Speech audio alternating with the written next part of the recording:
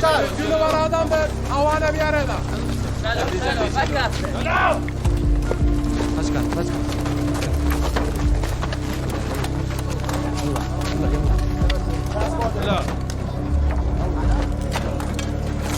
Kaçkan.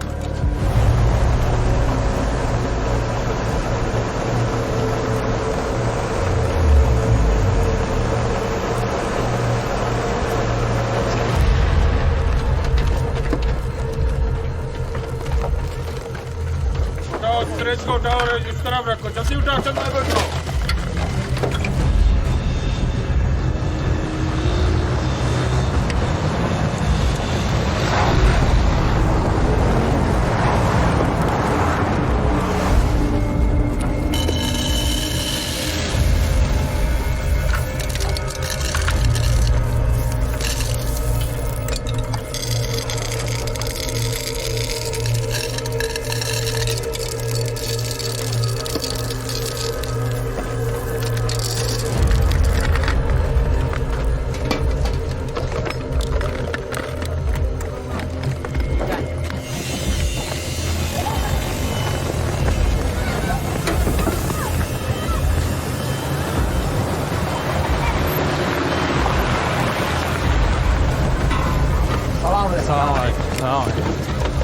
Selamun aleyküm. Maşallah.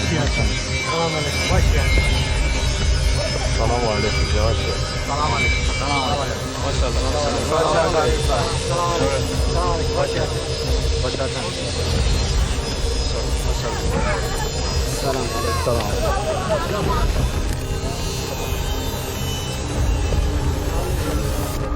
Yazda davazı.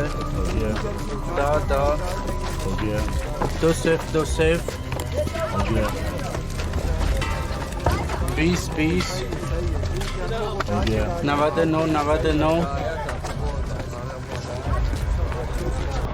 20 99 42 12 31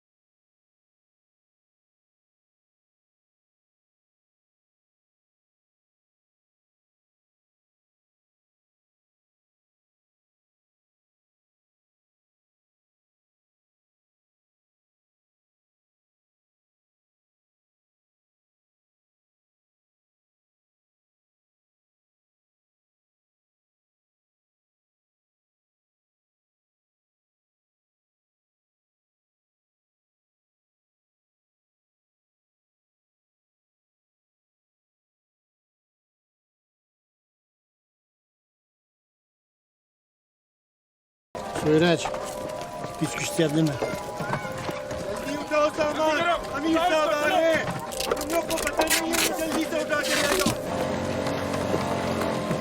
احتیاط کنید آرامتر Baş.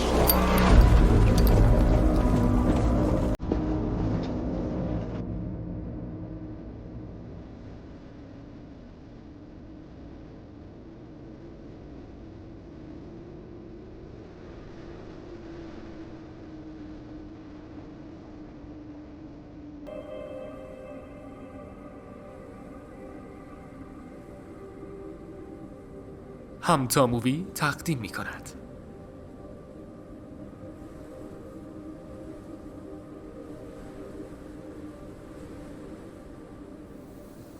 مسئله‌ای که من و شما ده هستیم امروز منیت چه اول تا آخر بیتی که الله شما راضی بیته. اگه الله تعالی من و شما راضی بیته من و شما دنیا آخرت نجات ده.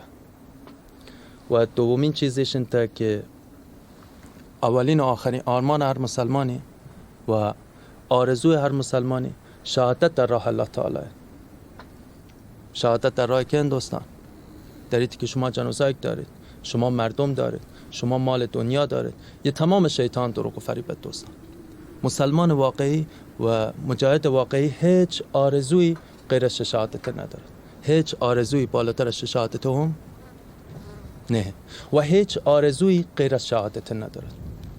دنیای جمع کردن و دنیای تا ترقی کردن ایشی آرمان و آرزوی یک مسلمان و یک مجاهد نه. هر انسانی باید روچی دین خودش را به اسلام و مردم ملک خودش ادا کند و آن روچ به من شما که برادران من عزیز ترید نزدیکه. شک کشتن کس مترسد، کسانی ته مبارزه بیگناه کشته که بید پا کمک ما زودتر به دیدار الله تعالی نائل می شود و گناهکاران به سزای اعمالشان میرسن. بار بار از من میپرسن که چرا دباب کشتن پرده دری میکنی و شاید تمیان جمعیتی که قرار است بمیرن بیگناهی بشن. برادرانم، کشتار کفار و علنی کردن آن وحشتی در دل آنها خواهد انداخت که ثوابی بسیار دارد. وقتی کشتار را با چشمان گناهکار خود میبینن عصبانی میشوند و به انتقام به میدان میان و آن موقع فرصتی گشته برای جهاد با آنها پیدا خواهیم کرد. این یک نکته. و همچنین کسانی طی جهاد ما بیگناه کشته شوند یقین داشته باشید زودتر از ما به دیدار پروردگارشان نائل میشوند. یقین داشته باشید. شما طی این جنگا تنها شهد اصل و زیبایی بهشت ابدی آورده کنه و شما دشمن زجری به انتها کشید. هرچین یه زجر و درد گشتر بید شما به رستگاری ابدی نزدیکتر بید. در آخر سخن بخواهیم ملت ایران یشن تا که به زودی پای تختایتان ویران خواهد شد. خون سراسر شهرهای بزرگ و کوچکتان را خواهد گرفت و صدای گریه و التماس شما همه جهان را متوجه نابودی شما خواهد کرد. الله تعالی داود کلام فرمانی من مات ولم یغزو ولم یحدث نفسه بالغصب مات علی شعبة من نفاق. هر کس در حالی بمیرد که نه جهاد کرده باشد و نه قصد و آرزوی جهاد را با خود زمزمه کرده باشد بر شاخه از نفاق مرده است. و سلام علیکم.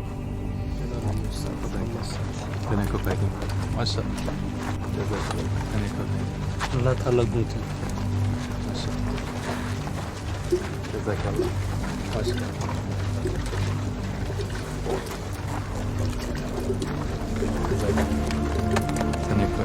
لحظ الجلال امیر صاحب به ماسعتی.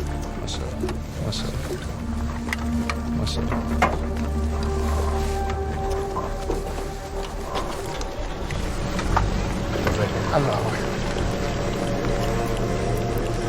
سراج بیا زود تا برنده بود.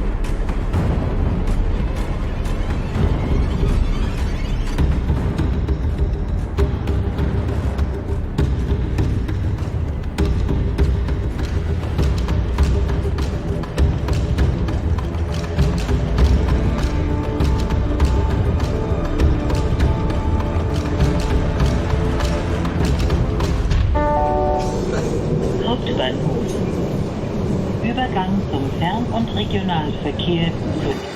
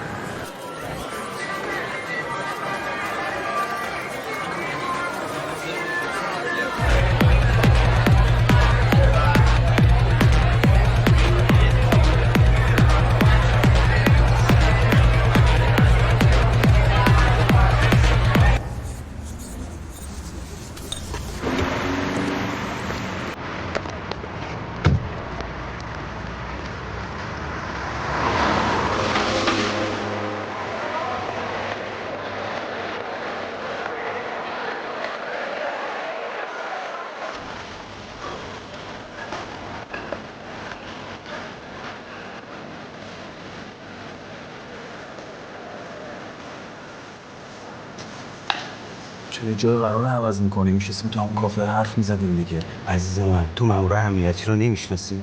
شک نکن تمام تلفن، ایمیل، چت رو دارن چک میکنن. بعیدم نیست رد من تو رو زده باشن الان. توهم زدی. خبرنگارم به خاطر کارمون داریم تحقیقات میکنیم. برای چی باید رد ما رو بزنیم؟ چیکار کردیم؟ ببین من صبح از خونه که میزنم بیرون احساس میکنم یه نفر هر جا میرم داره دنبالم میاد. من از مامور امنیتی میترسم. منطقی هستش این کارو با تو ادامه ندم. بشین بابا، چی کار منطقی نیست؟ یعنی اصلا ریسکی نداره این کار برای تو. اسم تو قرار نمیده، با اسم من این خبر رو میدی. بنده خدا یه مقام رسمی دولتی یه کشور دیگه بخواد با یه تروریستی تو خاک من و تو بخواد بمبگذاری کنه، زن و بچه من و تو رو بکشه، قرار بذاره، میخواد ازش حمایت کنه، میخواد بهش تسلیحات بده. من تو خبرنگار اون مملکتیم، ما قسم خوردیم. چی اینجا؟ ببین اصلا اینا رو ولش کن. من اصلا تو کتم نمیره 4 نفر از اون سر دنیا بخوام برای مملکت من تصمیم بگیرن، بخوان نقشه کشور من عوض بکنن، بخوان این گربه رو بکننش موش. میفهمی؟ تو چه از ساده‌ای؟ فکر کردی به خاطر یه خبر اینا قرارشون رو به هم میزنن؟ من که از تو چیزی نخواستم. من دارم میگم آقا این آمریکاییه که میخواد مالک ریگی رو ببینه اسمشو برای من در بیار. تو اصلا فقط من بگو این کی کجا با مالک ریگی قرار داره. اینو که میتونی بگی مرد حسابی اون بنده خدا خودش رفت تو سیستم امنیتی آمریکا که از کشتار جلوگیری کنه. مگه من راپورت همین بمبگذاری توی فرانسه رو به شما ندادم؟ از کشتن این هم آدم بیگانه مگه جلوگیری نکردیم؟ و مگه ما این کارو نکردیم؟ تو ولی این کارو برای من بکنی. بابا العربی هم زده جلو، تیزر رفته براش. بفرما.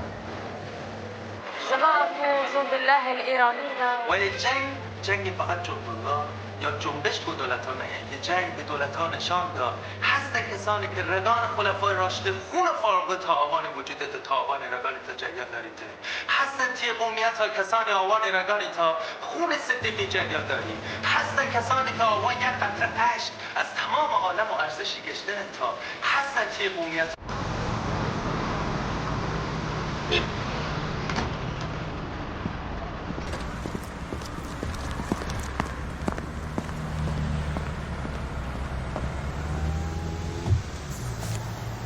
چه خبر؟ چرا همیشه تنها میای اپرا؟ مشتری من منتظر تایید معامله است. فعلا که گشنمه. وقت واسه شام خوردن زیاده، میذاره صبرشون کرد. حالا مشتری نیم ساعت مارتشه چیزیش نمیشه. همینجاست.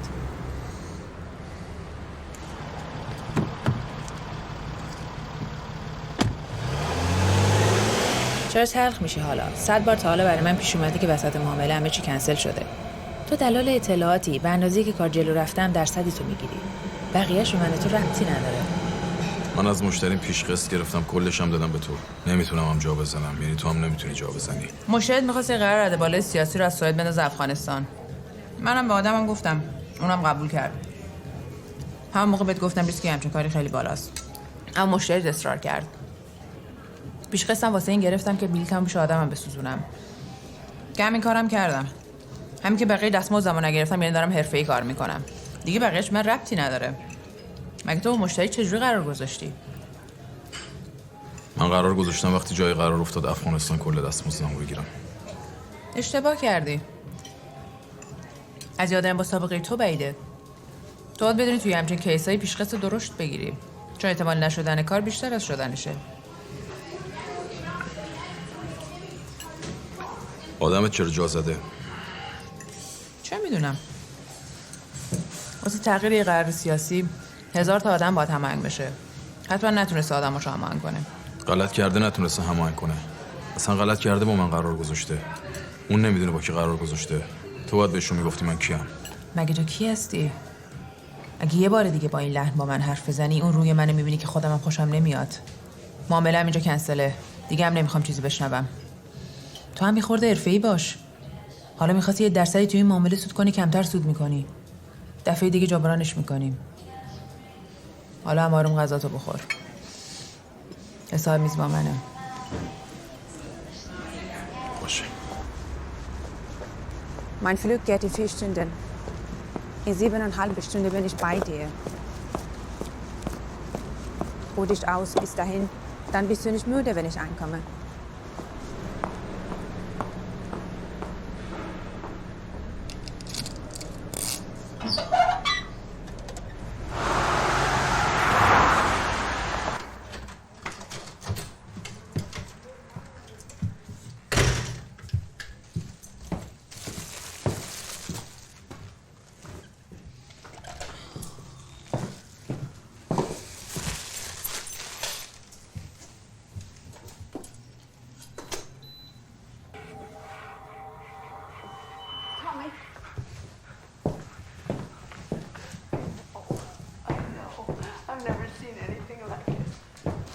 هیچکی تا حالا جرأت نکرده پاشو بذاره تو خونه من. اینجا چی کار میکنی؟ فیلم میبینم. بهت گفتم این کار شدنی نیست. وقتی میگم این معامله سوخته یعنی سوخته. منم وقتی بهت میگم این کارو باید انجام بدی یعنی باید انجام بدی. ببین من اگه میخواستم جلوی آدمایی مثل تو کم بیارم که باید میرفتم خدمتکار بار سر کوچمون میشدم. حالا تو ببین. این اسم مشخصاتی دکتر آلمانیه. شریک رابطه امریکاییت. با هم دیگه شرکت آنلاین فروش دارو دارن. با ایرانی هم کار میکنن. یعنی تو این چند ساله هرچی پول رفته تو حسابشون وصله به حساب ایرانیه که باش تحریما رو دور میزنن. فقط کافیه گزارش مالی بدن به بالا دستیاش. دیگه مجبور بقیه عمرشو بره تو سومالی سر کنه. حالا برو به این بابا بگو اگه فردا تو جلسه قرار مالک ریگی رو با این هموطنش از سعود فرستاد افغانستان که عاقبت به خیر میشه. وگرنه کل گزارش مالیشو میدم مجله تایم بزنه رو جلدش. اگه نتونی این کار رو انجام بدی چی؟ داستان حساب بانکی و جلد مجله تایمو بهش بگی مجبوره بتونه.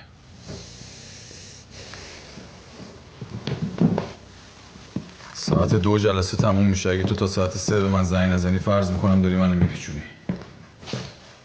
اون موقع دیگه خودت میدونی اون مشتری. دستت هم دیگه بعید بدونم به الموسا برسه. Freilich. Verdammt!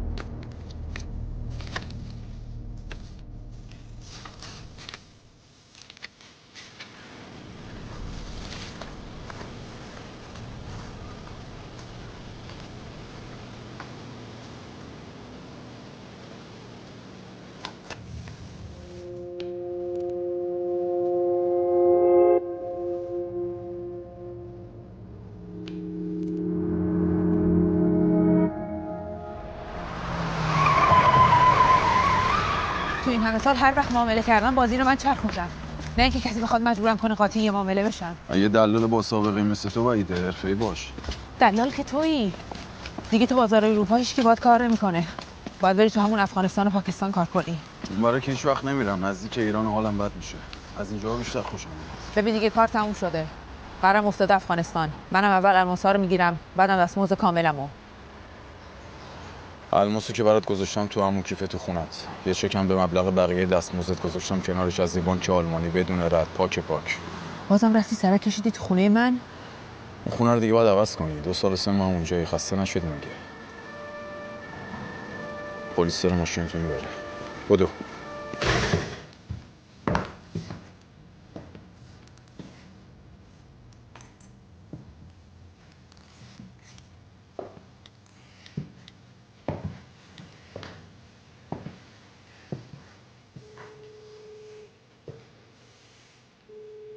ببینم اینا تا کی میخوان اینجا بمونن؟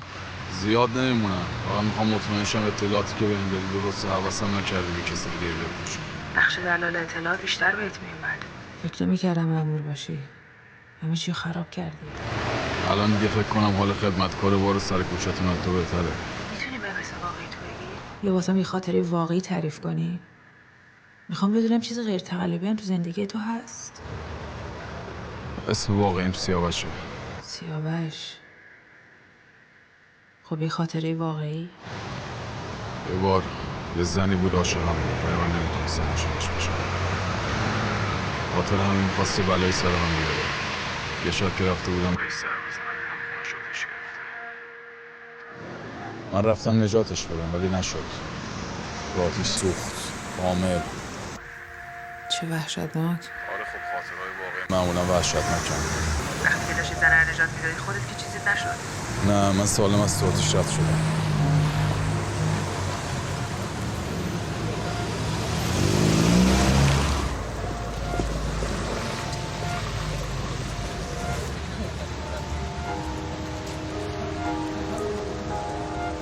یه سال پیش تاجر آلمانی که با ایرانی‌ها کار میکرد و بس کردم به یکی از پیمانکارهای امنیت آمریکا. تو نقشه دلال اطلاعات به یه دلال به نام کارول که با آمریکایی‌ها کار میکرد نزدیک شدم. تهدیدشون کردم به افشای حسابای بانکیشون که از طریق دکتر آلمانی وصل به حسابای ایرانی‌ها. اونم از ترس لو رفتن حساباش بالا دستیاشو توجیه کرد که به خاطر سابقه تروریستی مالک ریگی صلاح نیست باش دور پا قرار بذاره.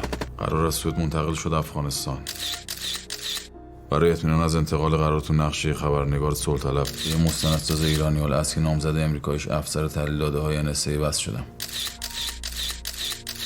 تایید شد که قرار واقعا جابجا شده. حالا ما اول سر راهش به افغانستان کمی میذاریم، اگه نشد تو کابل میریم سراغش.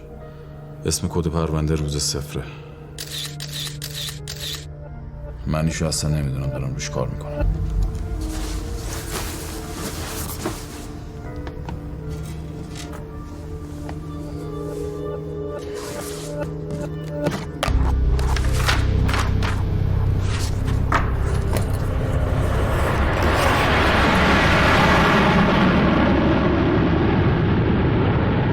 یه سال قفلم روی فاروق، دست راست عبدالمالکه. قاچاقچی حرفه‌ای اصله است. چند تا زبان بلده، توی پاکستان درس خونده. شیک میگرده، عشق ماشینای مدل بالاست. خوبم خرج میکنه. رابطش با ISI هم خیلی خوبه. بیشتر اسلحه گروه مالک اونجور میکنه. از اون برم واسه کاربالای مواد مخدر تامین میذاره، ازشون پول میگیره، میفرسته واسه مالک. کوششش اینه که تو تجارت میوه و لباس و قابلمه و مانیتور و اینجور چیزاست. ولی همیشه کف لنچش پر اسلحه و مواد منفجره است واسه تامین گروه. اینا یه چند تا مدرسه با پوشش مذهبی دارن. وهابی‌ها بابت گردوندن این مدارس سالانه بهش کلی پول میدن. تو مدرسه ها جوری رو بچه‌ها کار میکنن که آدم کشتن براشون عین آب خوردن عادی میشه. حالا فرقی هم نداره خودشونو بکشن یا دیگرون. از قرآن یاد دادن شروع میکنن، بعد بچه‌ها رو آماده میکنن واسه عملیات انتحاری. همین فاروق بود که با مالک برای قرار با اسرائیلیا رفت کازابلانکا. जब आप आए सब जे है आप मेरी बेटी है. این بچه‌ها کس و کار درستی ندارن. بعضیاشون هم پدر مادرشون فکر میکنن دارن به اسلام خدمت میکنن. اینا رو از هر جای پاکستان که بتونن جمع میکنن توی این مدارس. به نوجوانی که میرسن دیگه آمادن برای عملیات. بهشون جلیقه میبندن، میفرستنشون هر جا که مالک بگه و انتحاری میزنن. همیشه رفت آمد لنچاش قبل عملیات بیشتر میشه. چابهار، دارزین، سراوان، شهر سرباز، خاش، زایدان و جاهای دیگه تو مسجد و نمایشگاه صنایع دستی هر جا که تونستن عملیات کردن و به زن و بچه هم رحم نکردن. سلاح و پول و ماشینای عملیات هم همین فاروق تامین کرده. فقط تو سیستان و بلوچستان تا حالا 463 نفر از مردم رو کشتن. تو سفر دومی که به مراکش داشت پلیس بحرین به خاطر پاس جعلی میگیرتش. اسرائیلیا میفهمن آزادش میکنن. اونا هم که بی خودی واسه کسی خرج نمیکنن. اگه کسی بدونه که روز صفر یعنی چی همین فاروقه. من میگم شما که قراره مالکو توی افغانستان در بردی، این 2 روزی که توی پاکستان هستیم بچسبیم به فاروق، شاید زودتر به مالک رسیدیم. بچه چطوره؟ خوبه، چند ماهی از ندیدمش. بچه تو چطوره؟ ازا یه سوالی ازت بپرسم ایراد نداره؟ نه. اگه چند وقتیه تو رو میشناسم، ولی از بچه‌های قدیمی که میپرسم هر کی یه چیزی راجبت میگه. بعضیا میگن توی کمینی که واسط گذاشته بودن زن و بچه تو از دست دادی، الانم مجردی. بعضیا میگن اصلا حادثه‌ای در کار نبوده، تو متعهلی 2 تا بچه داری، یه دختر یه پسر. بعضی هم میگن بچه‌ت خارجه، سر بعضی مأموریت‌ها میری بهش سر میزنی. بعضی هم که میگن کلا تو مجردی و ازدواج نکردی. این اسام من در آوردیه نه؟ بالاخره تو کدومشونی؟ چجوری هست؟ عینک تو هم فاروق وارد کرده.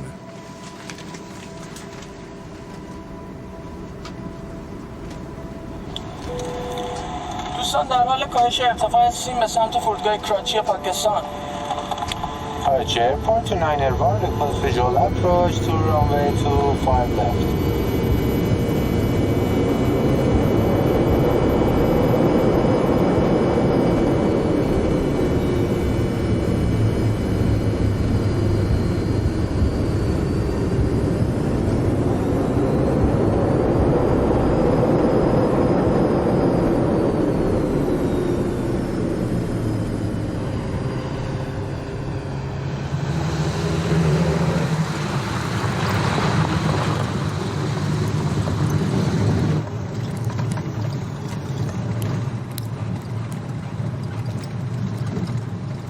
من که جدا شدیم ماشین کجا بره؟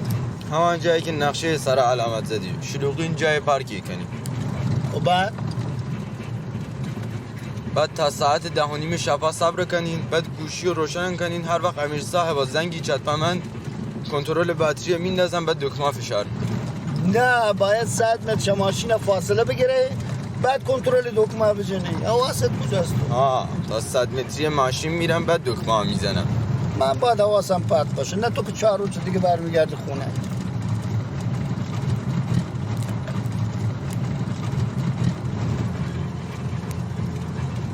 نمیترسی میخوای جلیقه بپوشی؟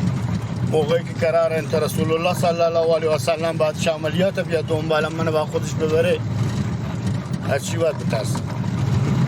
کفار و مشرکان باید بترسن که 20 سوال جواب اما کار جهنم ترس و چند. هیچ موقع که امیر مالک وعدهانی شک مکن، هیچ وقت. نه فقط منی حال یک جوریه، سر دلم میسوزه. چه گشنگی؟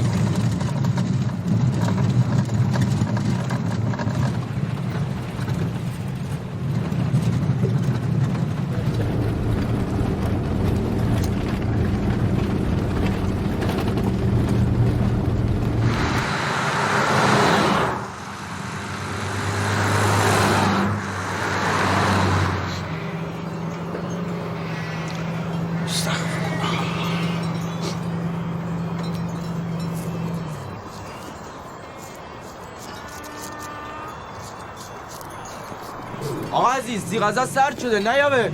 تا تی غذا رو بخور، من الان آمدم.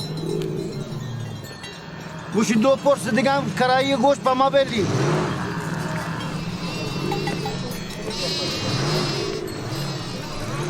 دو آدمیه که دی کرایی بناو.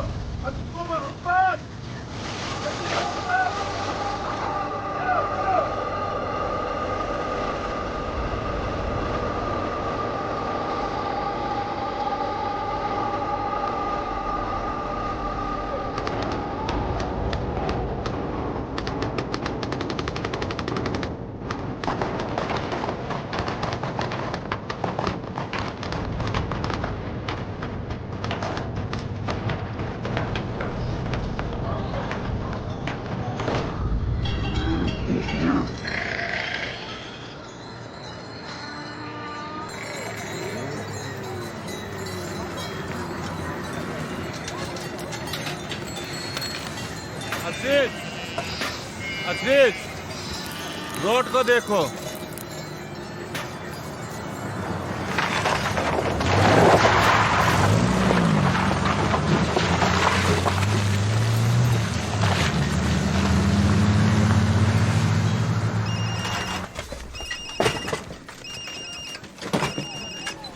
الو چی؟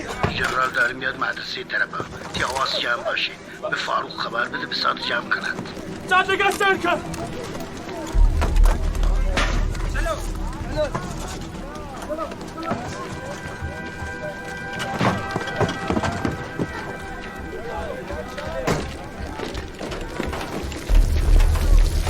بچه ها رو تمیز کنید. يلا بس السيد يلا دكتور استلم يلا جلدي جلدي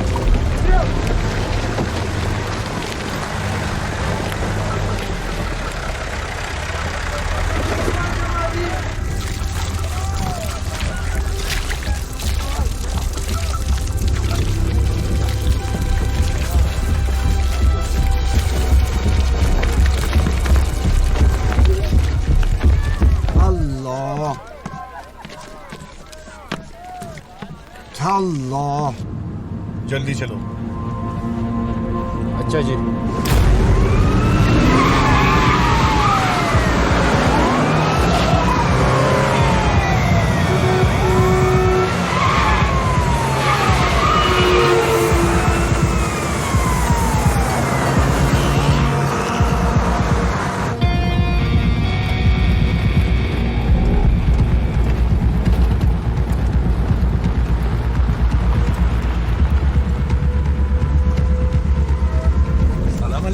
Roberto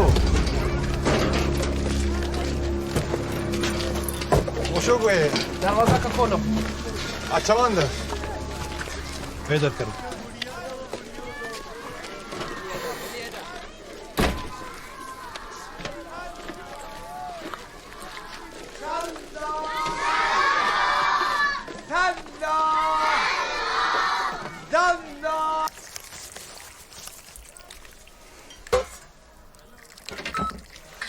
منم دارم همینو میگم. اینا این همه انبر واسه 2 هفته میخوان چیکار؟ مهمون مگه چند نفر قراره بیاد که این همه موضوع هم به سفارش دادن؟ مگه اینکه مهمونی ربطی داشته باشه به روز صفر که میگی؟ اگه این مهمونی اصلی باشه باید همه رو خبر کنی.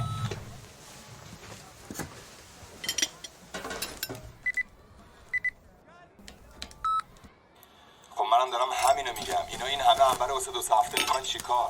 مهمون مگه چند نفر قراره بیاد که این همه موضوع هم به سفارش دادن؟ مگه اینکه مهمونی ربطی داشته باشه به روز صفر که میگی؟ اگه این مهمونی اصلی باشه باید همه رو خبر کنی. करार का कि पाकिस्तान में जो काम करोगे मुझे पता होगे, नहीं कि मुझे ईरानियों को टेलीफोन से पता चले। खुदा की कसम अमीर मालिक खुद ये काम किए है। मैं आपके साथ साफ और सीधा हूँ। फिर ये मेहमान नवाजी क्या है? अनबुर सिफ्र का दिन क्या है? ईरानिया बिछी मिगन रोज़े सिफ्र। मुझे पता है कि यह सिर्फ ईरान काम सकता है, पाकिस्तान में नहीं है। खुदा की कसम इसने ज्यादा नहीं पता। ठीक ठीक बताओ कि ईरान में क्या करना चाहते हो, कौन से जगह पर? इससे ज्यादा नहीं पता। मुझे कैसे पता है कि तो खुद नहीं ईरानियों को इत्तलात दी है। अगर तुम के को हवा तो फिर क्या? आप आज ही मालिक से जाके मिलोगे और उसे पूछेगे, ये सब पूछ के मुझे पता होगे। अगर ईरानियों को पता चला तो हमारे मिलना खतरनाक है, वो हमारे पीछे है। मैं भी आपके पीछे आऊंगा, उन्होंने पकड़ लेंगे है, वो आपको कुछ नहीं देंगे। आप मुझे माफ करते सर। तुम फोन करोगे मालिक को और उसे आज बुलाओगे, वरना मैं आपको ही जिम्मेदार समझूंगा। ये जितने भी सामान आपके अंबार में है उनके रसीद मेरे मीज पे हो। वो जो आपको रसीद उन्होंने ही दे है, वो कहा है ये जो चीज़ है आप किसकी इजाज़त से आपके गोदाम में रख रहे हो। आपका ये बंदरगाह में रखूंगा जब तक उनके बारे में मालूम ना हो। 10 मिनट। अगर उनके रसीद में नहीं है, मैं एक एक हो खोल कर देखूंगा। अगर एक चीज भी इसने खिलाफकार हो मैं आपके साथ बहुत बुरा करूंगा तुम्हारे 10 मिनट शुरू हो गए हैं खुदा की कसम मालिक मेरे टेलीफोन के जवाब नहीं दे रहा अगर कोई काम हो वो खुद फोन करता है अच्छा उसका मतलब ये है कि तुम्हारे पास उसकी रसीद नहीं है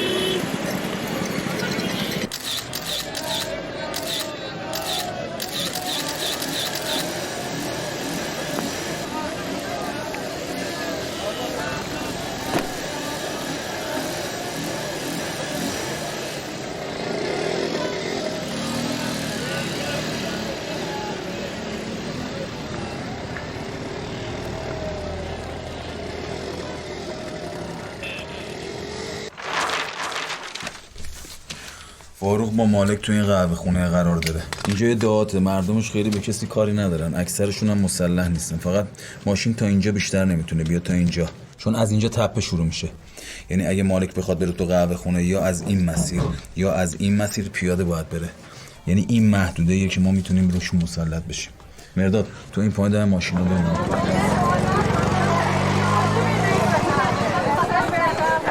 احمد از این بالا فقط روبروی قهوه خونه رو بپا. بشیرم که تو قهوه خونه است، منم این وسطم. اول سعی میکنیم زنده بگیریمشون، نشد میزنیم، شلوغ بازی هم در نمیاریم. من نزدیک کار کنیم مردم طوریشون نشه. ترتمیز بریم تو، ترتمیزم بیایم بیرون. اینم یه کاری کنیم نویز نده میره تو مغزم.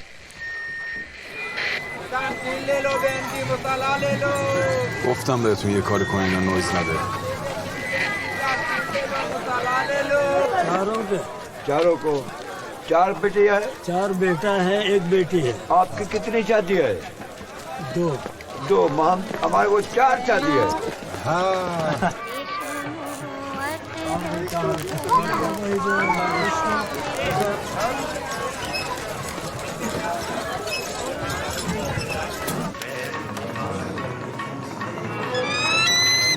जनाब ये लो ले लो पत्ती ले लो दाखी ले लो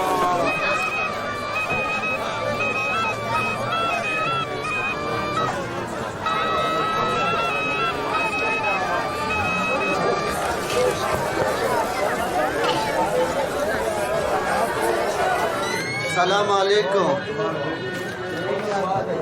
चाय दो कौन है ठीक है ज़ीशान जी भेज दूंगा शुक्रिया ये उसको दो अल्लाह तो चले काम है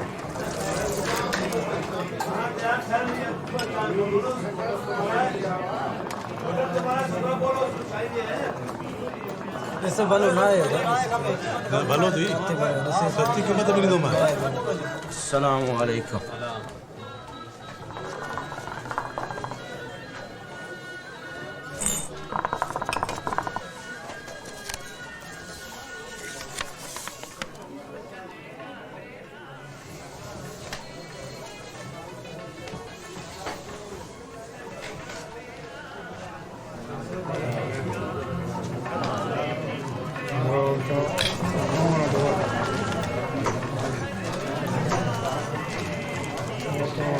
یه پیام براش فرستادم انگار برنامه‌شون عوض شده. باشه پس برو معطلش کن. برو بهش بگو تو بندر کرجی کارگرت بونم اخراجم کردی. زن بچه دارم کمک میکنم. مرداد حواست به این ماشین سیاه باشه.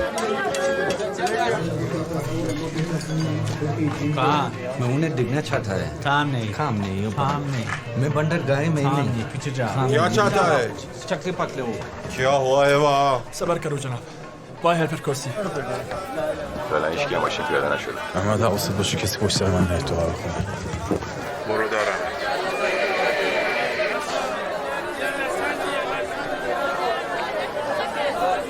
कीमत 5000 उसका क्या काम करते थे जनाब कश्ती पार्ट है कौन सी कश्ती पार्ट है दरिया के किनारे मुझे सुनो साहब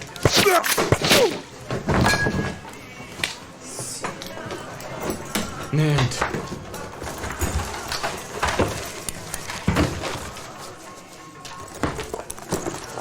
Show.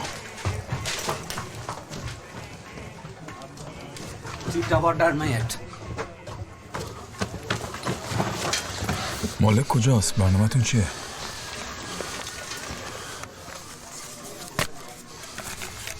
تو بلوچی؟ همه بلوچم تو بلوچ کش برو پایین ماشینشون خواست بره جلوشو بگیر بدو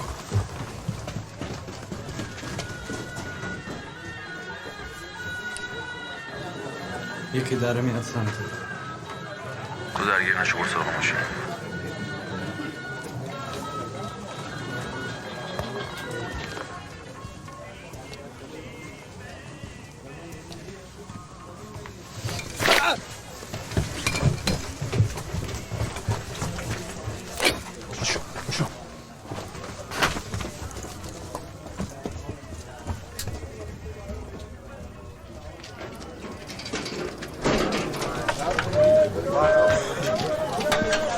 احمد دارم میرم سمت ماشین پشت سر منو شروع کن باشه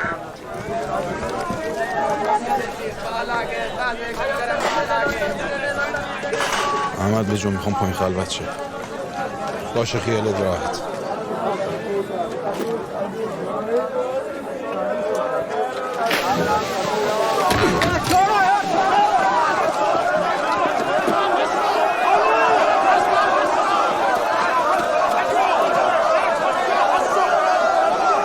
इस पे से बोलो गाड़ी को बंद करो चलो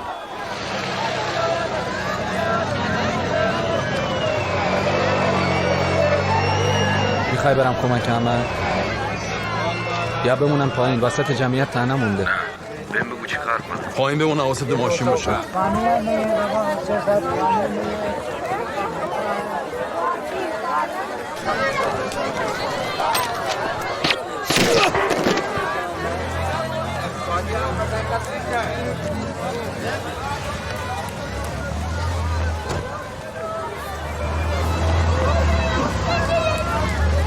جلدی استارت کن جزو ایرانی بازار ما جلدی جزو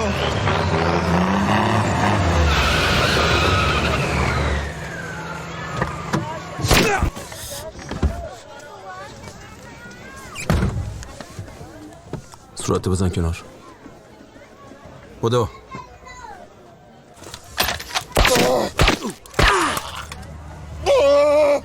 صورتشو بزن کنار بجام یکی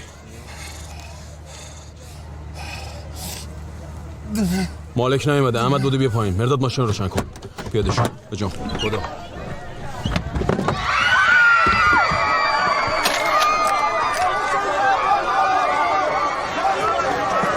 بشیر دو شرخ سازی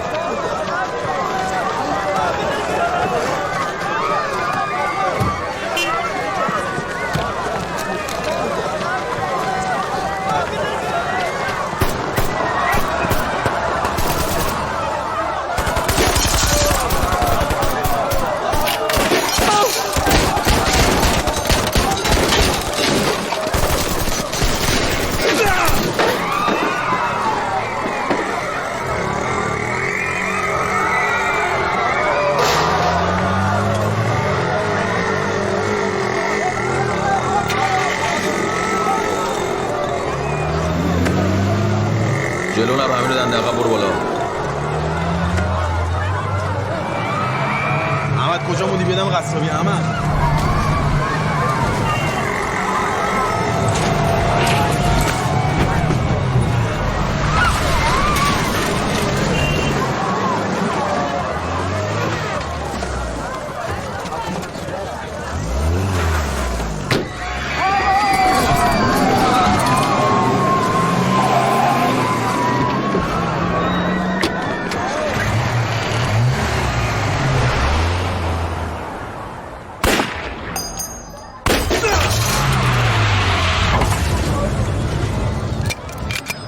باز بده.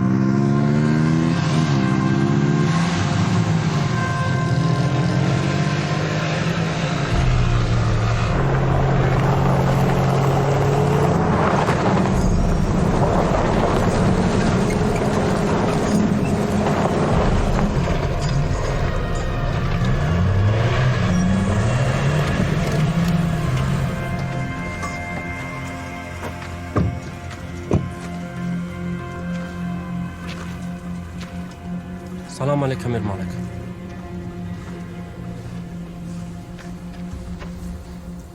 علیکم السلام. 3 ساعت جلوتر فاروق تا چایخانه با من قرارش داد. چند نفر آدم‌ها فرستادم سر قرار. ایرانی‌ها په انتظار آمدن من بودن. خودت که ماشاءالله پلیسی. یا نه چه؟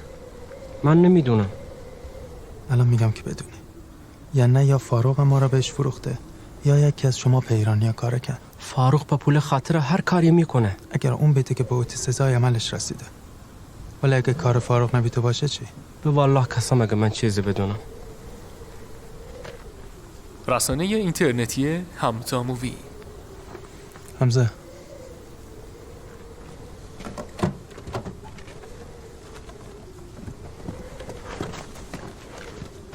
من همیشه به شما شک داشتم. برای همین نگذاشته بودتون که حواسش به شما چی؟ باشه. توپک. روی چه دیده تو فرمانده و تو مدرسه ها رفتین سراغ فاروق. چند ساعت قبل شیشی که فاروق با من قرار بذاره باش قلبت کرده. شماها برای من تله گذاشته. من هیچ کارم مالک. نه اصلا اونجا توتک را ندادن. پس یه بدبخت درست گزارش دادن. خود بهش شک کرده. الله شما بگذاره. لا لا لا. مالک جان به خدا قسم من هیچ کاری بودم مالک جان. دلانکه که دروغ میگم مالک.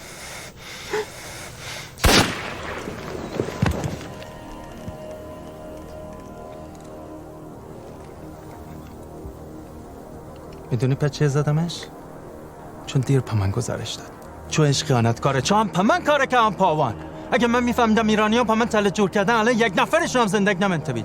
نه که الان چند نفر از آدم‌ها با دست خودم خاک کنم. من مطمئن نیستم مالک. فقط یک کاک مکسر بازوی منم میرفتم پس ضبط کردن. مالک فقط جنرال شد پیش فاروق من را ندادن داخل. واسه همین بهش شک کردن. رفتم دنبالش. سوار یک اتوبوسی شد. گرنج کیسکان پیاده شد. انگار داشت علامتی داد به یک نفر واسه قرار. خب منم دارم همینو میگم. اینا این همه انبر واسه 2 هفته میخوان چیکار؟ مهمون مگه چند نفر قراره بیاد که این همه موضوع هم به سفارش دادن؟ مگه اینکه مهمونی ربطی داشته باشی به روز صفر که میگی؟ اگه این مهمونی اصلی باشه باید همه رو خبر کنی.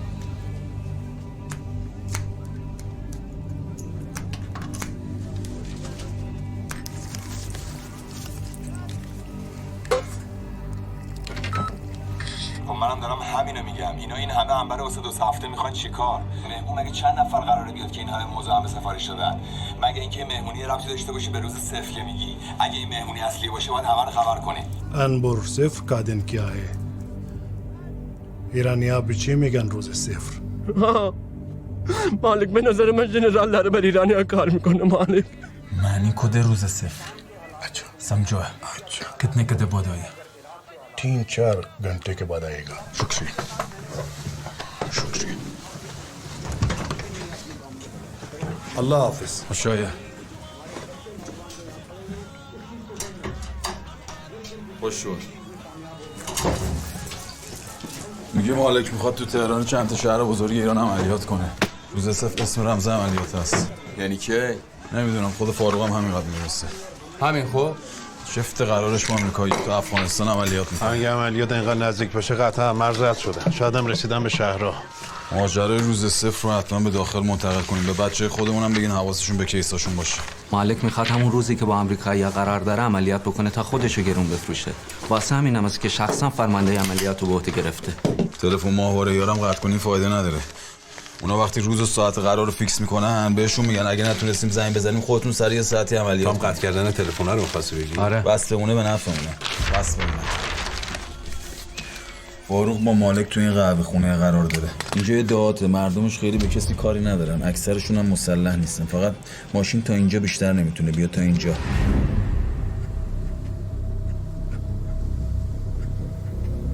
چرا همون موقع که به شکرته خبر ندادی؟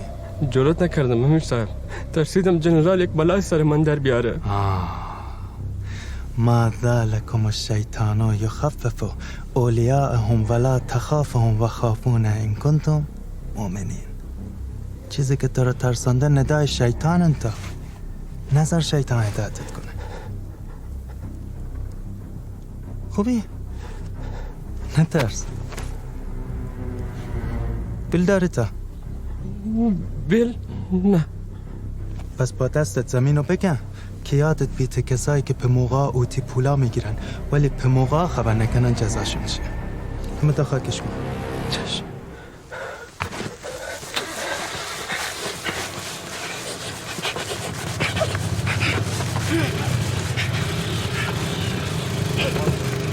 لا تكبر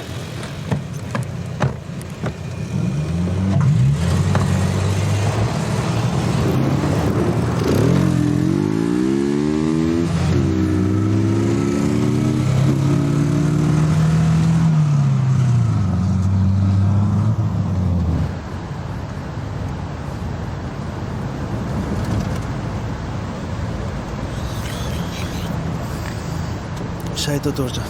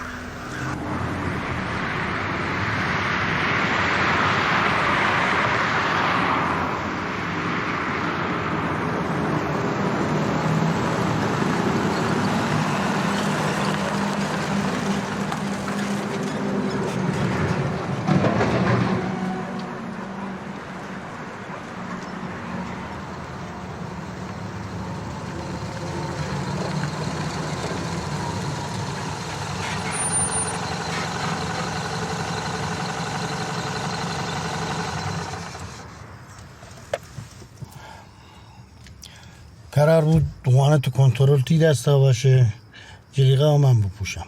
جدیدین دستور شامیر صاحب آمده که جلیقه تو بپوشی وانه تمام ببرم. خوش بیتی سعادتم.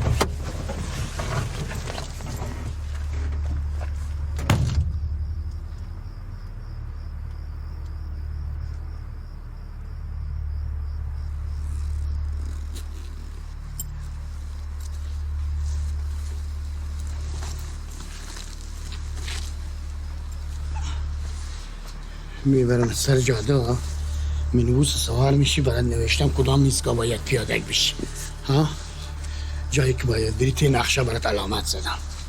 منتظر وای میسی تا ساعتی که به اعلام کردم برسی، بعد تلفن روشن میکنی. شخص امیر مالک بیت زنگ جن، لازم نیست تو حرفی بزنی. امیر مالک با تو ودا کرد یعنی وقت جهادت. شو اتاقا میای بیرون، شلوغه این جایی که مردم اوده جمع هستن پیدا میکنی، بعد این دکمه رو میزنی. حواست هست؟ نگاه بکو، اینه میزنی. اگه کسی خواست بگیرتت بری چون معمول شیشن به تا نزدیک میشه، بعد دکمه جلیقه بزن. قبل شایی به هیچ وجه تلفن روشن نمیکنی. توی مسیر راه هم با هیچ که حرف نزن.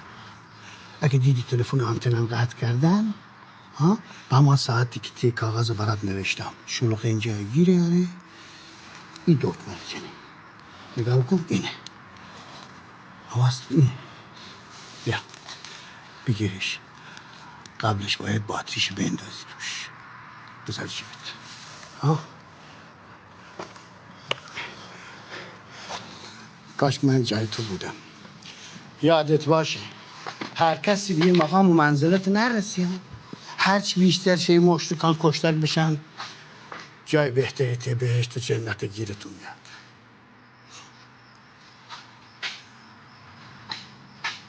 داری میلرزی، کافشن ستنت کن.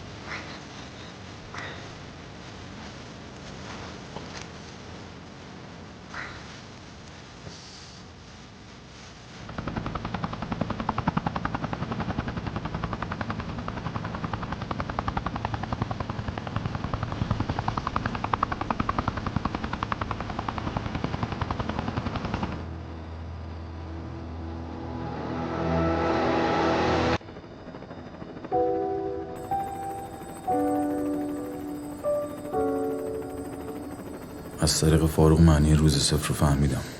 میخواستم فاروق رو تام بکنم تا برسم به مالک، چون هنوز از ورود مالک به افغانستان خبری بهم نرسیده بود. یعنی مالک هنوز تو پاکستان بود. همه چی داشت درست پیش میرفت، ولی مالک سر قرار نیومد. آدماش لابلای مردم بودن، تیراندازی شد و تا از بچه‌ها مجروح شدن. آدمای مالک فاروق رو کشتن، همه چی ریخت به هم. مالک هر جور شده خودش رو تو افغانستان میرسونه به امریکایی‌ها. برای اینکه درد سر پاکستان تکرار نشه تو عملیات از بچه‌های افغانستان استفاده میکنن. این دفعه گیرش میارم.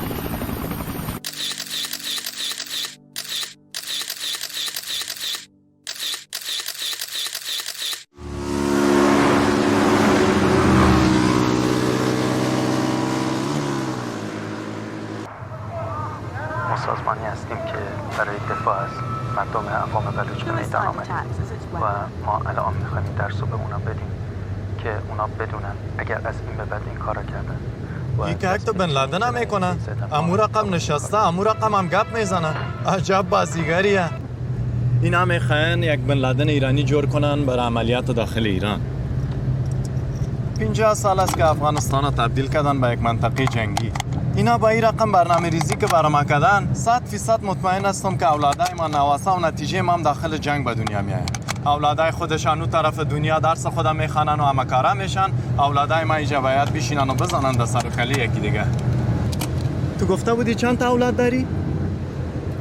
هیچی؟ او دفعه که دیدمت خودت مرا گفتی که اولاد داری. من گفتم؟ بله ها؟ مرا گفتی اولاد ریزیت همسن اولادم هست. که اگه یادت باشه برات گفتم که همراه خانواده تشریف بیار که یک 4 جای مقبول اینجا نشانت بتم که فکر نکنی کل افغانستان هم رقم است. با خیال منو صاحب زن نشدی نه؟ دنبالشم. ببین به وانتاتون بگو عقب وایسن با 2 تا راننده که اگه ما گیر کردیم بیان ورمون دارن. خب منم جلو نمیام، خودتون برین جلو، سعی کنین مالکو زنده بگیرین.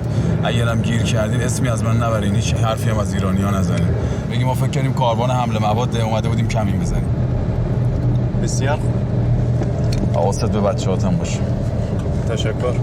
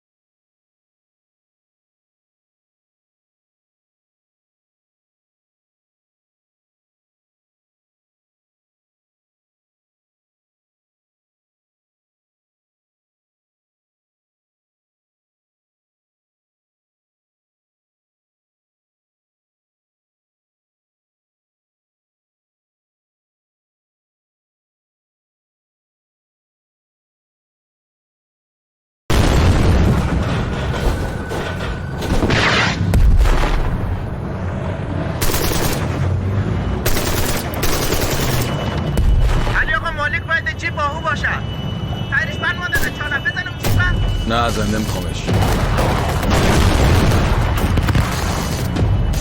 بچه رو بزنن بریم پایین. نه هیچ کس پایین نره.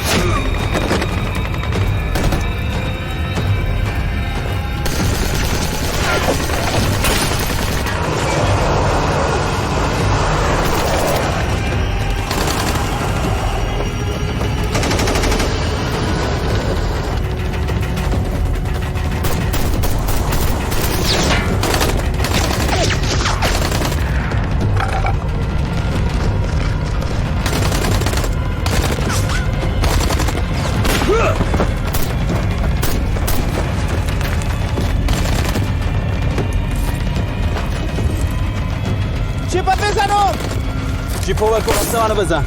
راست منو بزن.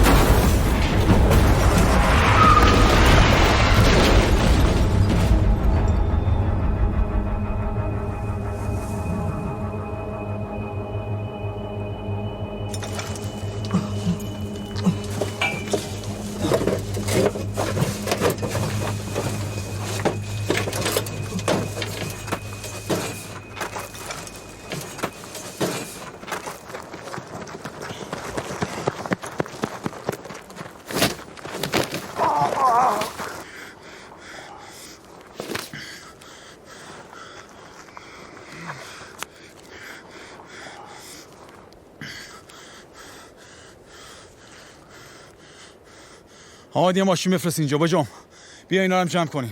بجام.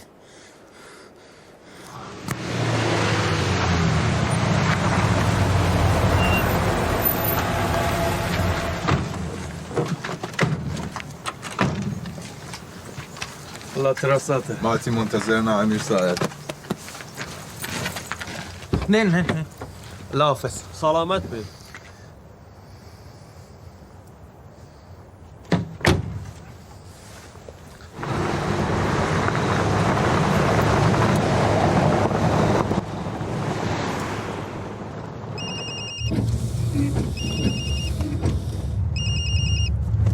الو، من عبدالمالک ریگیه. نیگوشی به ماهواره بسنده که شما نتوانی رادیو بشکنین. خواه؟ پس به جای اینکه بیفتی دنبال رد و بد زدن من گوش کن سکن چیه دارم بهت میگم. شما هر جا ما را دیدید بزنید برای شما مبارک، هر جا ما شما را دیدیم میزنیم برای ما مبارک. این مشکلی نیست. ولی بدان ته جهاد ما برنده. اگه بیگناه هم به دستم کشک بشه زودتر به دیدار پروردگارش میره. اما شما دارید سربازای خدا را میکشی. کسی که نیمردمانا سربازای الله تعالی را بکشتن بده کافر پستره. خب کافر پستره. خون یکتون رو میریزن و به درک واصل میشی. شکست شما عین وعده و عین عدالت الله تعالی که در اوت کلام فرمانی وقد مکر الذین من قبلهم فلله مکر جمیعا.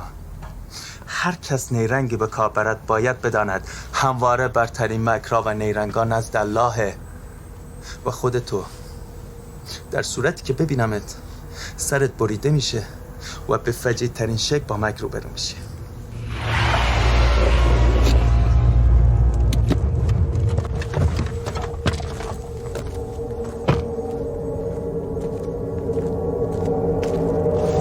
بفرمایید.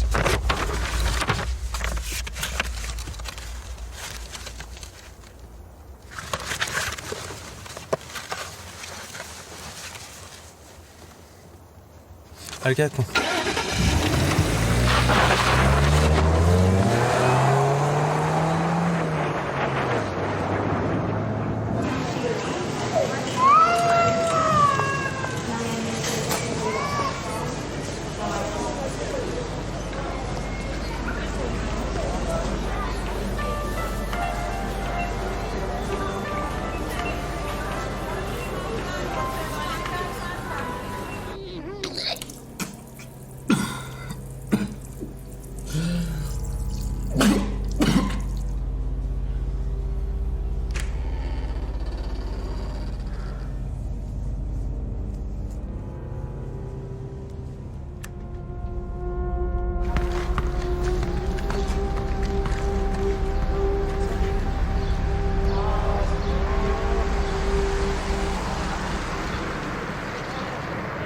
آقای لحظه اینو گوش کن. आपकी आवाज क्यों ऐसी है? सूरज? मैं ठीक हूँ। आप कैसे हो? अम्मी ठीक है। फोन दो अजीज को। ابو کار पे. الو. یکی از آدماشون تلفنش رو روشن کرده. داره با چارگور پاکستان حرف میزنه. ردشو زدین؟ آره پاکستانیه. از عملیات حرف زده؟ نه فقط داره با خانواده‌اش حال احوال میکنه. به صداش میخوره بچه سال باشه. حسابی هم ترسیده. پیداش کردین هیچ کی اشکالی نکنه. فقط خودتون برین دور و برش خلوت کنین. باشه. معلومه چند تا از این آدماشون مثل این پسر تو کل کشور پخشن. بچسب این پسر خبر بده.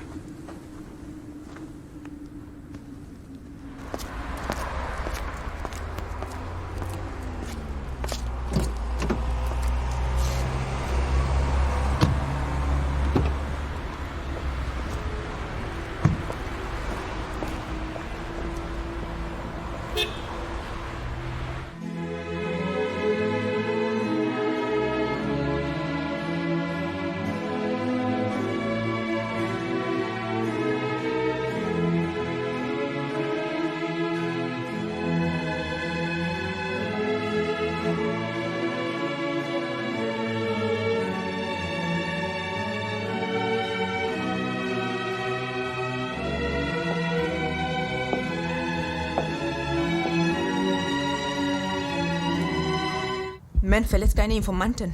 Die Nachricht wird sich verbreiten. Und niemand wird euch Aufträge erteilen. Du siehst nicht so aus, als wärst du ein Informationshändler. Es scheint so, als würdest du für die Iran arbeiten. Los, steh jetzt auf!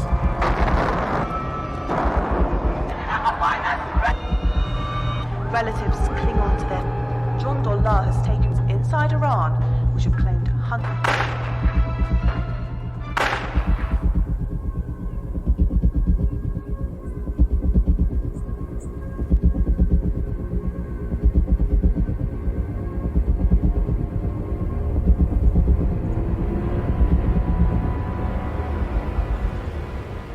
Du arbeitest also mit den Iranern zusammen? Nein, Warum hast du das Treffen mit den Amerikanern und Regin an ihnen verraten? ich habe nur falsche Informationen gegeben. Na los, mach den Mund auf. Was hast du denn erzählt? Ich habe nur das Treffen mit dem Amerikaner und Rigi in Afghanistan verkauft. Das richtige Treffen findet in Dubai statt. Und von einer sicheren Weg zum Flughafen Dubai wurde gesorgt. Wie kann ich mir sicher sein, dass du das Treffen in Dubai nicht verkauft hast? Ich habe die Iraner in Afghanistan mit was anderem beschäftigt, damit Regi einen sicheren Weg nach Dubai findet. Und, was stellst du dir jetzt vor? Da ihr sowieso mit dem Iranern ein Problem habt, solltet ihr mir eine Medaille verleihen.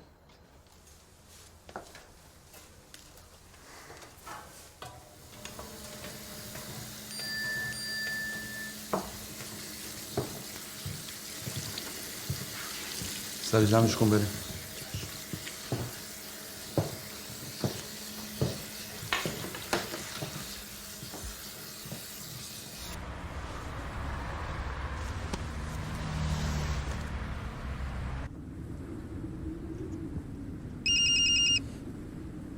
تاشو بگو.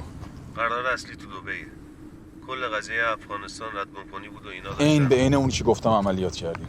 بله. داریوش هم خوب بازی کرد. عالی بود. کارولم به چی شک نکرد. نه، خیالتون راحت.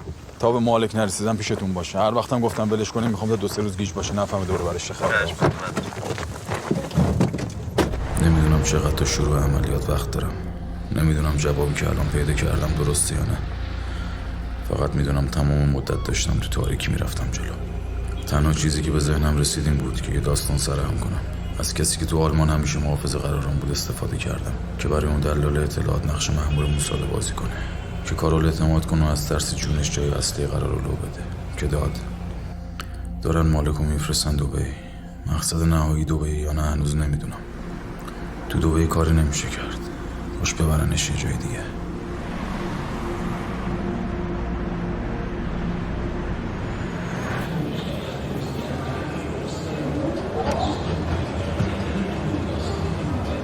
سریعتر بفرمایید، سریعتر. ناصر بجون. بفرمایید سریعتر بفرمایید.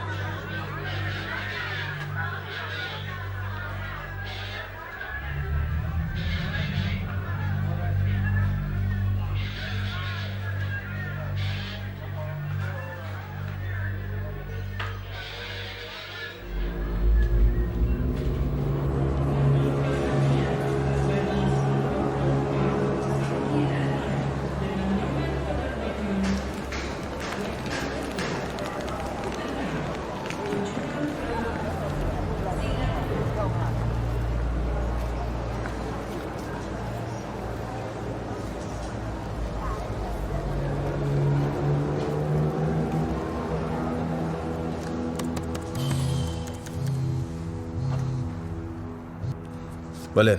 آقا محسن مالک اومد تو سالن، یه پیغام براش اومد. داره وقت تلف میکنه تا براش مسیر وی آی پی باز کنه. خب از چند تا زاویه از اونجا عکس بگیر برام بفرست ببینم دقیقاً کجاست. چشم الان میگیرم. به جون.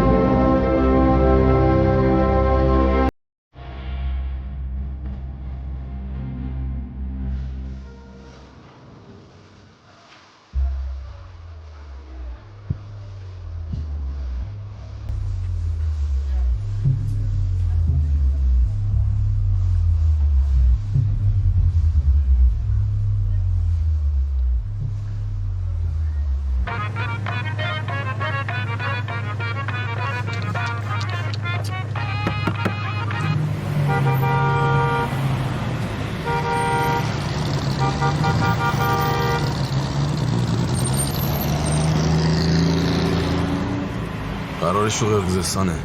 پاش برسه اونجا عملیاتو شروع میکنه. از رو آسمون ایران رد میشه. 3 ساعت هم تأخیر داره، یعنی از الان 2 ساعت و نیم دیگه میپره. ما کلا 20 دقیقه وقت داریم تو خاک خودمون بشونیمش. اینا رو هم اینجوری توجیه میکنیم. بگو این پاش برسه قرقیزستان، تو کل ایران عملیات میکنه. آدماشم الان تو کل ایران پخشن. حواست باشه هر کاری از دستت برمیاد همین الان انجام بده. آبجون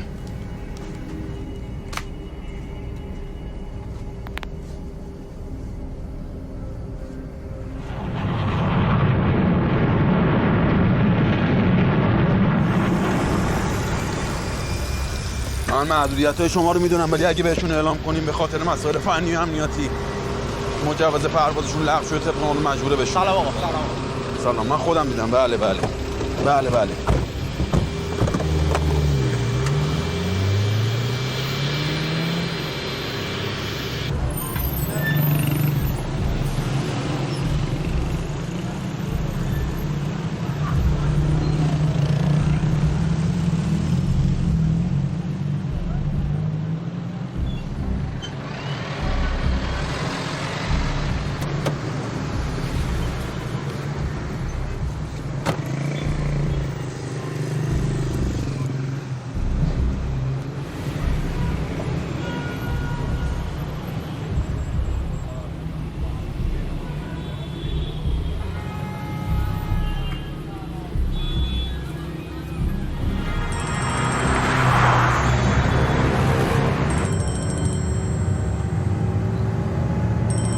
فکر کن من این هرچی به قبلی گفتم بینم بگم.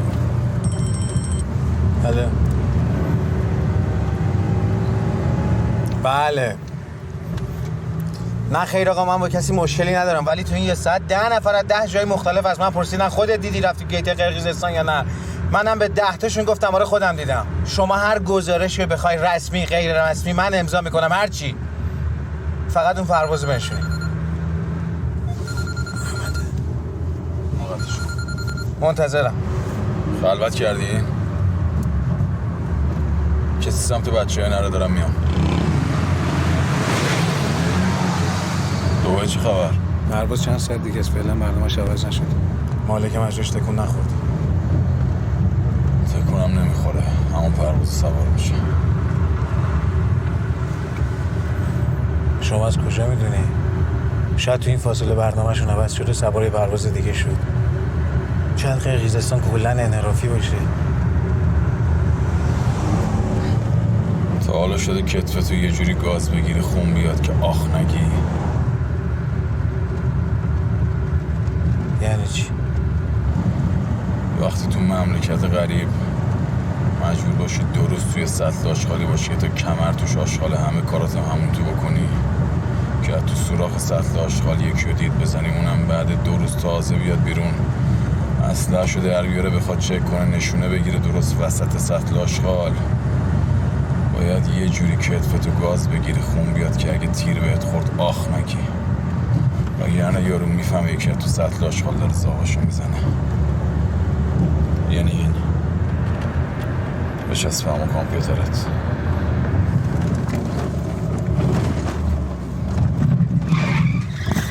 از تو مرکز کنترل تکون نمیخوری، بدو. به محض اینکه خواستن هواپیما رو بشونن خبر بده. بجا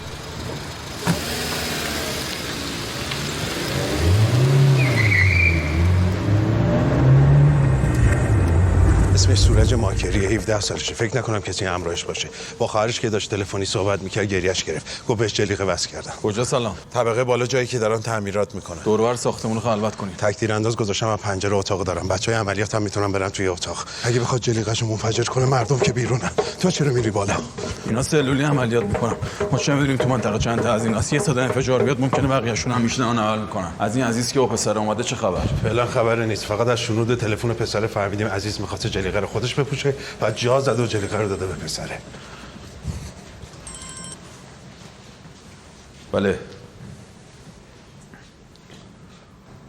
بله من مطمئنم مالک ریگی تو بوینگ 737 آلتینیر از دبی به مقصد بیشککه. گزارش رسمی فرستادم. تمام مسئولیت نشوندن این پرواز با منه. منتظرم. ببینم این بچه با پدر مادرش هم حرف زد یا فقط با خواهرش؟ این 3 باری که زنگ زد فقط با خواهرش صحبت کرد.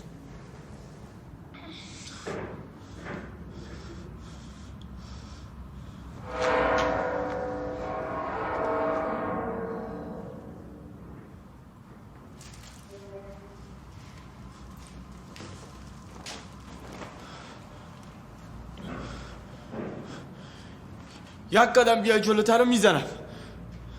عزیزو با وانت گرفتیم. همه چیو گفت که خودش قرار بوده جلیقه رو بپوشه تو وانتو منفجر کنی،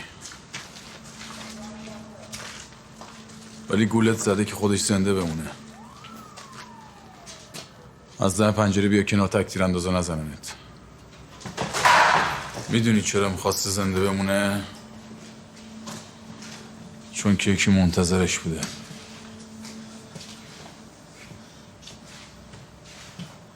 ولی تو که کسی رو نداری. عین خودمی. الان بزنی فقط من و تو میریم هوا. هیچ کس اینجا نیست. منم که برام مهم نیست. من یه عمر فکر میکنم هر روز میرم هوا. هیچ کسم تو این دنیا ندارم. یه خواهر داشتم که از دنیا رفته. تو هم که کسی رو نداری. نه پدری، نه مادری، نه برادری، نه رفیقی. بس دکمه رو فشار بده دیگه. فشار بده تمام شه بره. بزن دیگه، از چی میترسی؟ آها، از اینکه خواهرت اگه بفهمه تیکه تیکه شده چه حالی میشه؟ بیا خودش بپرس. از همون اول داشت میشنید صدامونو. بیا به خواهرت بگو به خودت بمب بسی. خوشبالت خواهر داری. من عاشق خواهرم بودم.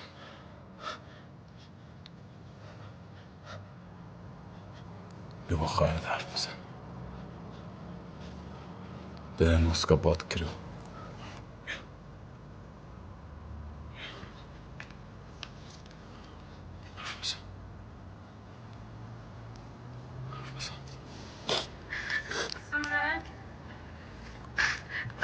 हमें कहाँ है बच्चे जो फारूक के मदरसे में पहला नंबर आए हैं, उसका नाम ये सफर है। उसने आपको इस गरीबी में गम बांध कर छोड़ दिया है। वो शख्स जो कहता है मान लो, फोन बंद ना करो। अजीज कहाँ है? सूरज, तबीयत ठीक है? احمد भाई फिक्र मत करो। برو با خواهرت حرف بزن.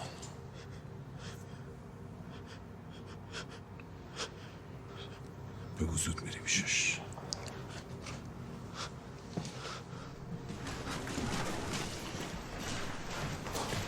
بربند این بچه دست خودم باشه. من دارم من بندر عباس.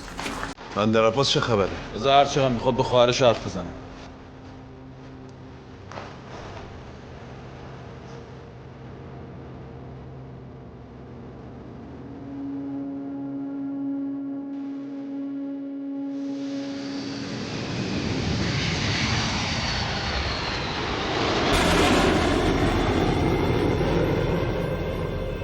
همه این کارا غیر اصولیه. بر فرض اینکه راست بگن واقعا کسی یا چیزی تو اون هواپیما باشه، بازم کارشون غیر قانونیه. من به شما میگم هیچ کس به هیچی مطمئن نیست. اگه دنبال کسی بودن از کجا مطمئنن مسیرش رو عوض نکرده باشه؟ اگر هم دنبال چیزی بودن از کجا مطمئنن بارو جای خالی نکرده؟ کی مسئولیتش رو قبول میکنه؟ این کی هست؟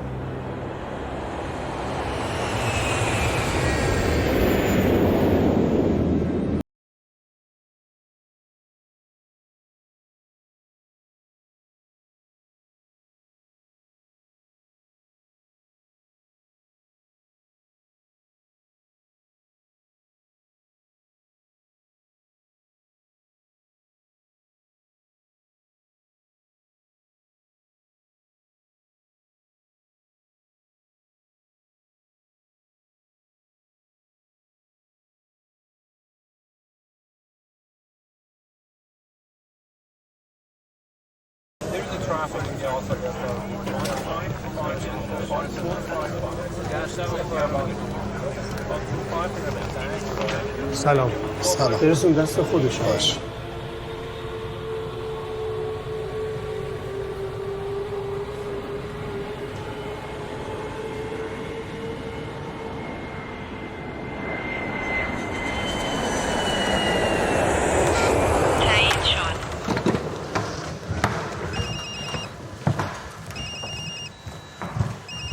سلام، چه خبر؟ سلام.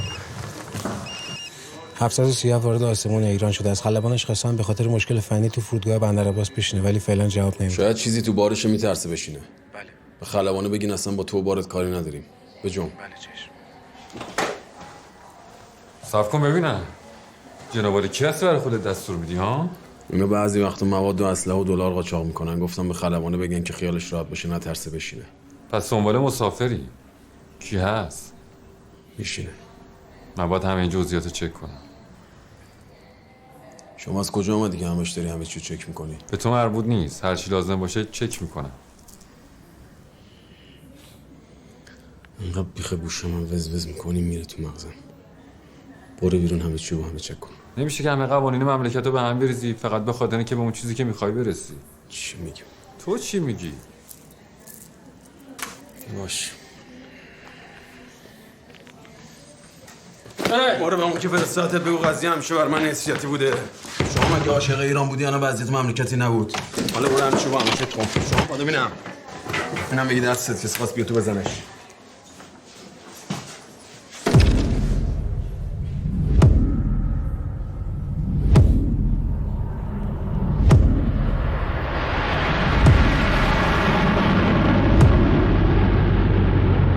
اینه اینجاست. تا 20 دقیقه دیگه از آسمون ایران میره بیرون. فقط داره زمان میخره. فایده نداره. باشه کاری بلند. خلبان همکاری نمیکنه. میخوان دستور بگیرن برای بلند کردن جنگل.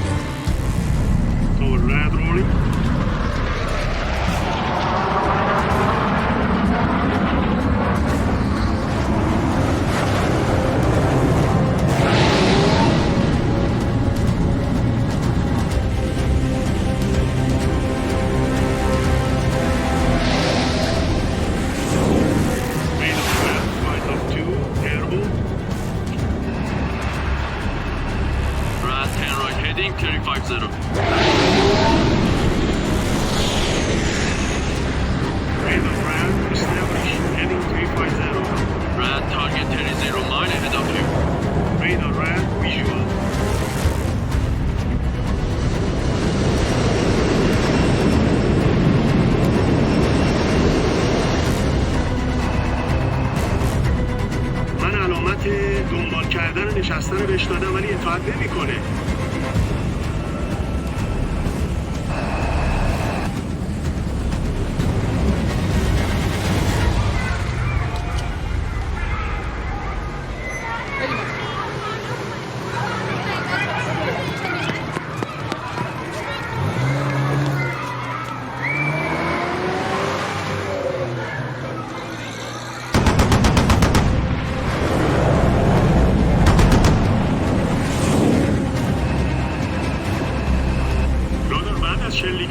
داره منو دنبال میکنه. من در عباس پور چیزی کاهش ارتفاع و نشستن به همراه هواپیمای قرقیزی. رد کلیر فورلند.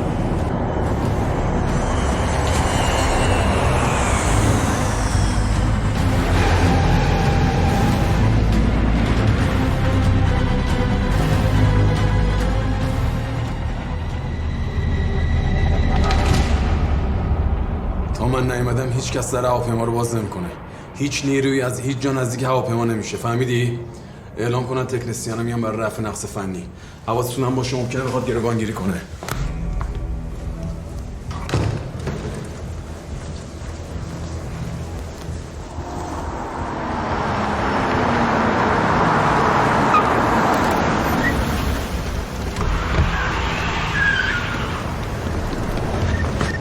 من نگفتم در هواپیما باز نشه.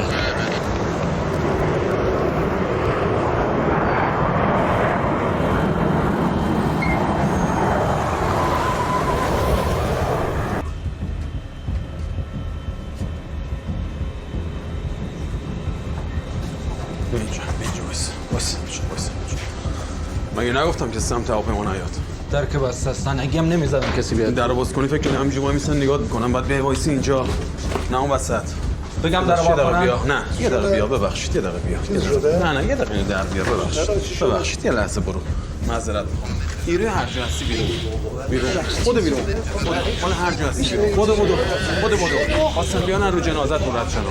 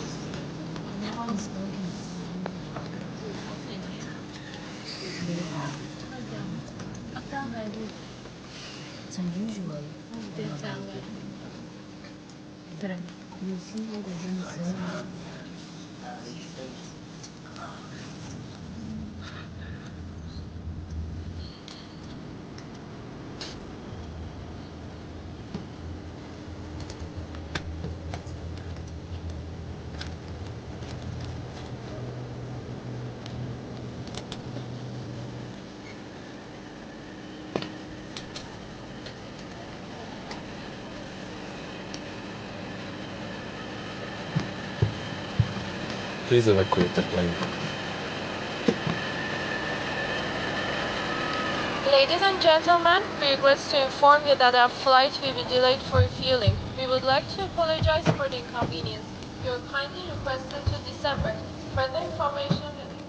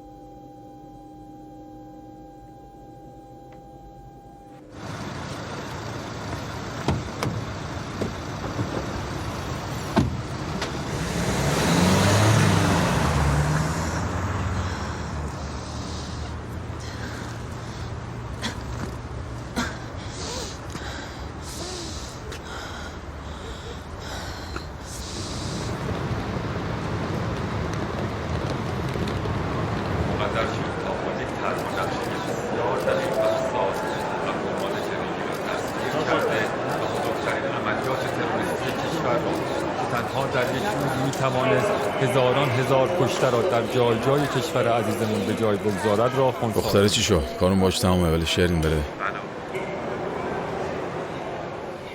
بالاخره یه روز اتفاق میافته. وقتی دارم تو کوچه قدم میزنم یا یه گوشه نشستم یا دارم تو خیابون رانندگی میکنم حس میکنم یه اسلحه پیشونیمو نشونه گرفته. کمتر از 1 ثانیه طول میکشه ولی تو اون 1 ثانیه فقط دارم به این فکر میکنم که کاش یه جوری بزنه که مردم صدای شلیکو نشنون. صدای شلیک بعد جوری میترسونتشون.